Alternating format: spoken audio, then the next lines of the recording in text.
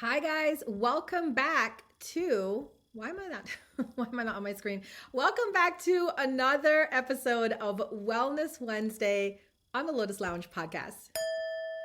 I'm your girl, Uma B, and thank you guys so much for being here with me. This is our weekly space to pause, reconnect, and explore new ways to care for our mind, body, and spirit. And tonight, we're diving into one of my favorite topics, the ancient wisdom of Ayurveda, and how it can help us restore balance and health in our modern world. My guest tonight is Jonathan Glass. He is the founder of the Healing Essence Center and author of the Total Life Cleanse. Jonathan is a naturopathic doctor, master acupuncturist, Ayurvedic practitioner, herbalist, energy healer, and natural health educator. He's been helping many people heal and transform for nearly 4 decades, blending ancient traditions with modern insights into health and consciousness. Tonight's topic is the essential principles of health and the 6 stressors to well-being according to ancient wisdom. We'll explore how Ayurveda helps us live in harmony with our unique constitution and the natural rhythms of life, the original causes of dis-ease, and how understanding the 6 stressors to well-being can help us move towards healing and vitality. Jonathan, welcome to my show. Thank you so much for having me. Happy to be here. Thank you. Sorry about my little glitch. I was like, trying to record these podcasts during Mercury retrograde is hilarious. It's like Yeah, something so hilarious. Exactly. Something always pops up. So let's start with the heart of Ayurveda, living in harmony with our nature. For those new to this philosophy, how would you explain what it means to live in alignment with our unique constitution and the rhythms of life? Okay, great question. So first the idea, without getting into too much detail, is that we all have what's called a dosha, or a constitution, which is based up of the combination of who we are, based on the combination of 5 elements: earth, water, fire, air, and ether. So every person is very, very unique in terms of their constitution. So for example, earth may have a lot of physical structure, where air and ether might have more issues around neurological issues, nervous system, things like that. So the first thing in Ayurveda is to identify what is your dosha. And your dosha, literally dosha is a funny word. It actually means fault tendency. So how, based on our elements, based on our constitution, based how we're wired at birth, we all have a tendency to go out of balance in very unique, specific ways. We all also have unique gifts. And oftentimes the gifts are connected to both, to our imbalances as well. So the idea in Ayurveda is get to know who you are better. And then there's a very interesting idea of accepting who you are, accepting your nature, accepting your tendencies, even accepting how we go out of balance.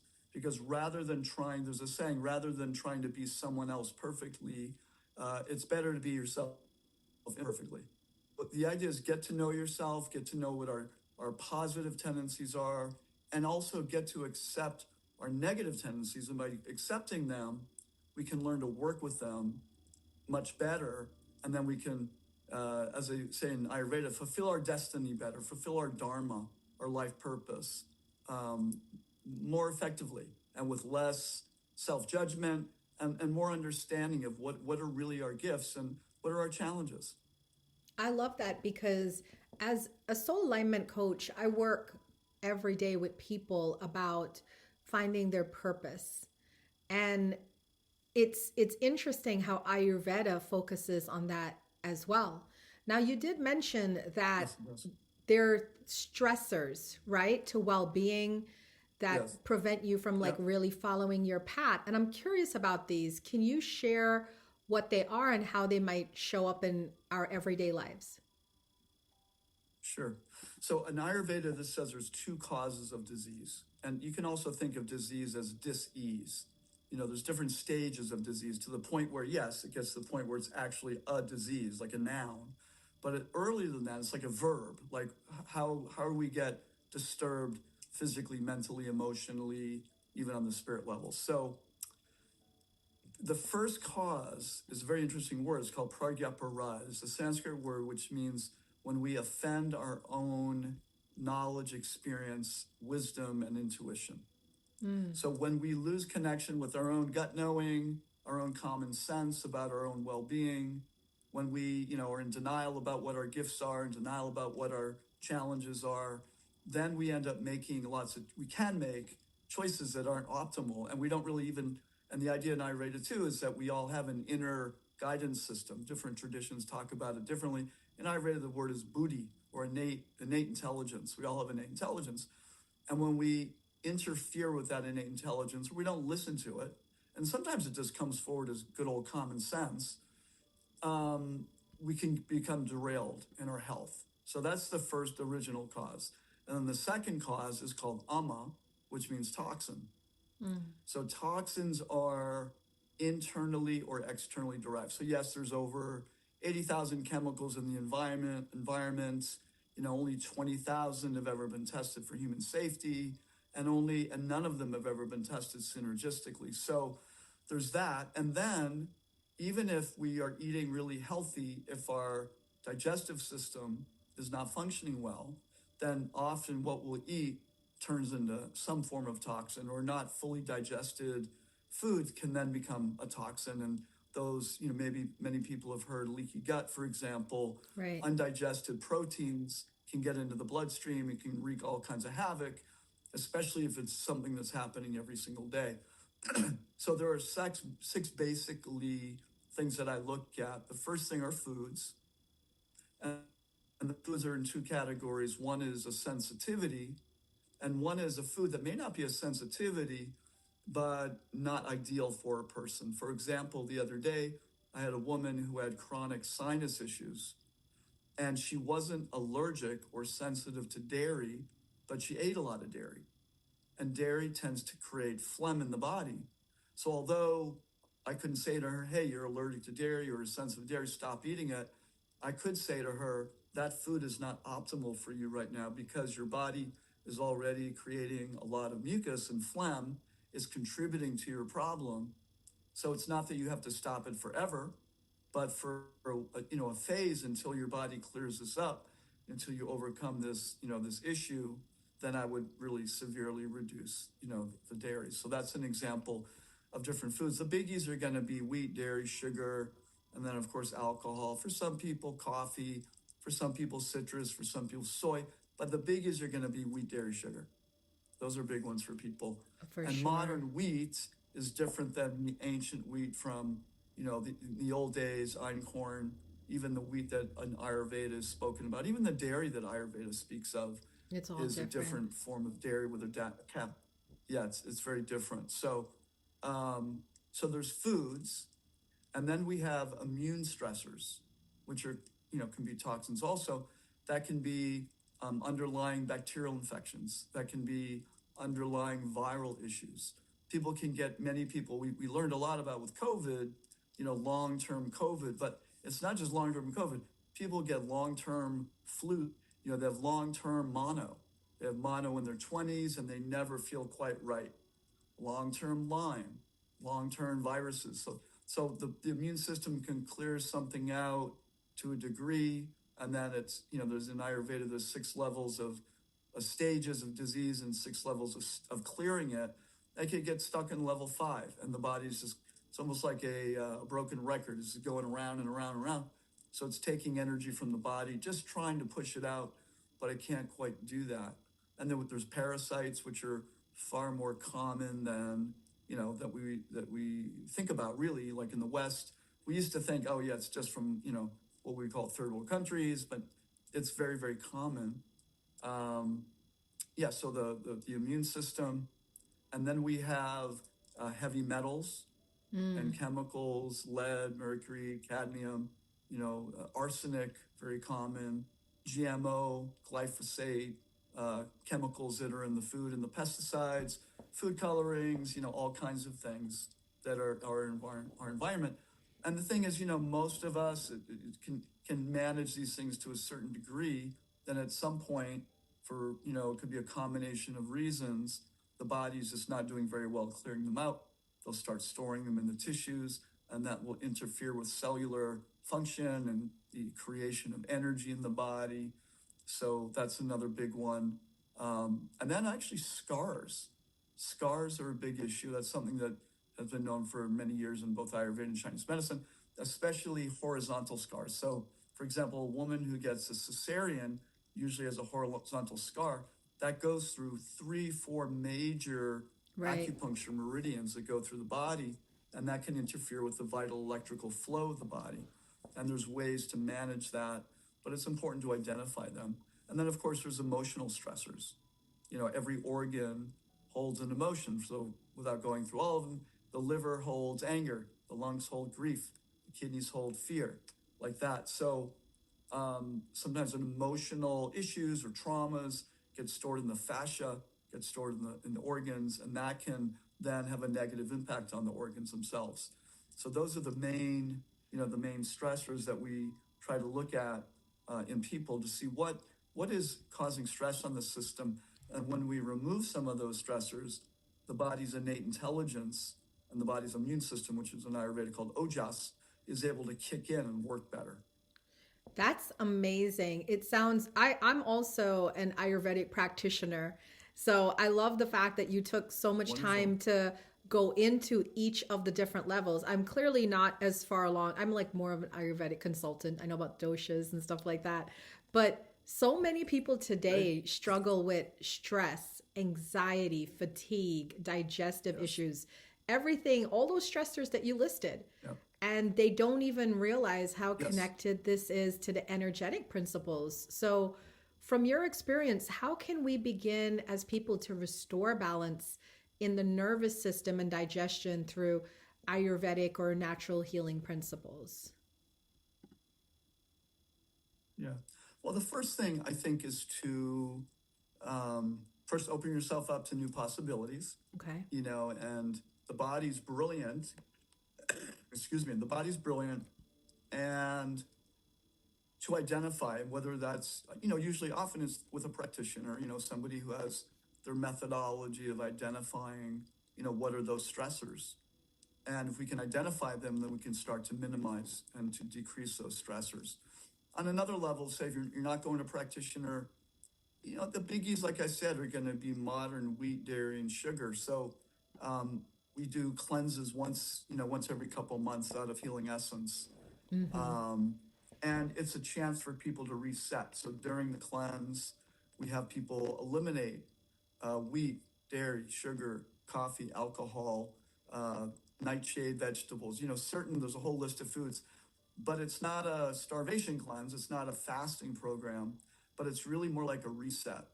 And usually a couple days, people struggle a little bit because so many people have, sugar, so, kind of addictions, or wheat addictions, dairy even addictions. I use addiction lightly, but in some cases it's a real thing. Yeah. And by removing those stressors, automatically people just start feeling better in 3 or 4 days, and it gives the system a chance to reset. And then when they bring some of those foods back, they can really tell them, So it's a really nice opportunity to reset the system. People will feel generally calmer. Their digestion will improve. Some of their aches and pains decrease. Even migraines will decrease. Hormonal, issues can tend to normalize.